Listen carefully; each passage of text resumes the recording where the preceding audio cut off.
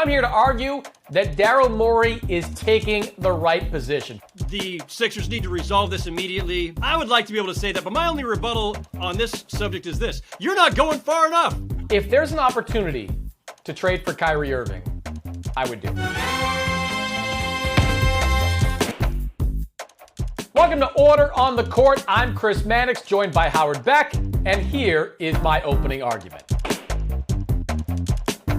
Howard, Sixers GM Daryl Morey came out on a Philadelphia radio station and said it could be as long as 4 years, the length of Ben Simmons' contract before the Simmons situation is resolved. And I'm here to argue that Daryl Morey is taking the right position. Put aside for a moment the fact that Ben Simmons' trade value is as low as it's going to get following the events of last season and what's happened so far at the start of this season. But there are very good reasons to hold on to Ben Simmons. For starters, there are players out there that the Sixers might be interested in a deal that can't be traded until December 15th. What happens if, say, Kyle Lowry isn't working out down in Miami? Maybe the Heat want to get involved in a Simmons deal. What happens if in Chicago you might want to put together a package involving Lonzo Ball, Alex Caruso, and something else? That can't happen until December 15th.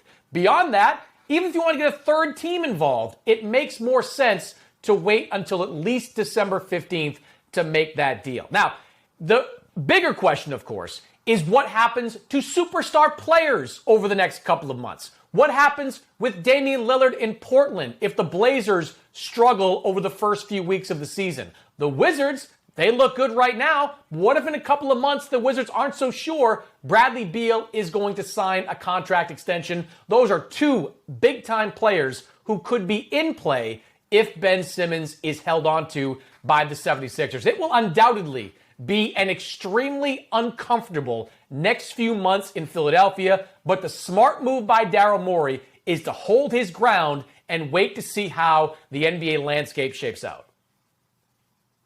Well, Chris, I would love to give you a proper rebuttal and say you're crazy.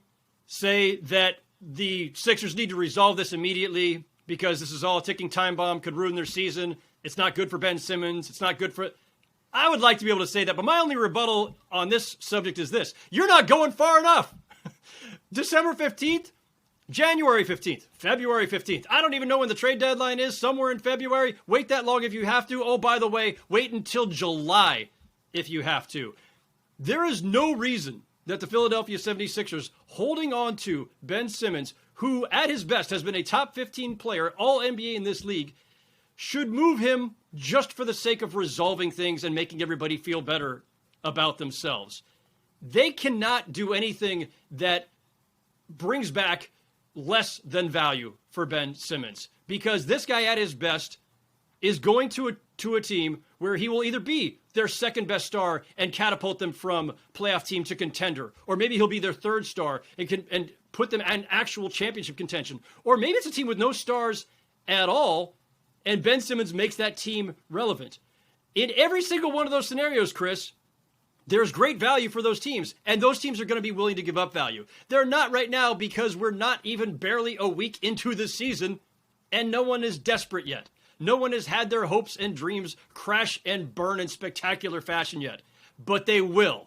They might in December, they might in January, and it might not even happen until March. But as uncomfortable as it may be, the Sixers have to hold their ground on this, because you cannot give Ben Simmons away when you know for a fact that the second he goes somewhere else, the guy's going to be all NBA caliber again. If I could add an amendment here, or in the case of this discussion, perhaps a plea bargain, we'll call it. If there's an opportunity to trade for Kyrie Irving, I would do it. Now, there's plenty of risk involved with Kyrie Irving. Kyrie, as we know, not playing right now in Brooklyn because of his vaccinations issue. But even beyond that, he can be an unpredictable character at times. But, another but there, Kyrie and Joel Embiid works. It just works. Think about the type of player you want to play alongside Joel Embiid. A scoring point guard who can make threes, who can play off the dribble, who is just an excellent ball handler, facilitator. That is Kyrie Irving, who is coming off one of his finest offensive seasons. Now, I know he doesn't have a contract necessarily for next year if he opts out, but he does have a good relationship with Joel Embiid. Philadelphia, not too far away from where he lives in New Jersey. If there is a chance to get Kyrie Irving, I would roll the dice if I was Philadelphia, because you are not going to get a player better than that. Well, listen, you might get a player better than that if Damian Lillard ever becomes available. But if I'm the Sixers, I'm not counting on the idea that Lillard or Bradley Beal are available. I'm also not counting on the idea that if I trade for Kyrie, that I could count on, well, anything, because he's Kyrie. That scenario still scares me. There's great logic to it, and you laid it out perfectly, Chris. And as a basketball fit, really no arguing the point. But man, I'd be pretty scared of putting my franchise's fate in the hands of a guy who voluntarily opts out of half a season, whole season, last season, a couple weeks of the season. You just never know when he's going to be around. But I do think this, whether it's Lillard or Beal or Kyrie or another established all-star or maybe a guy who's just on the cusp of stardom, someone's going to become available in the next few months.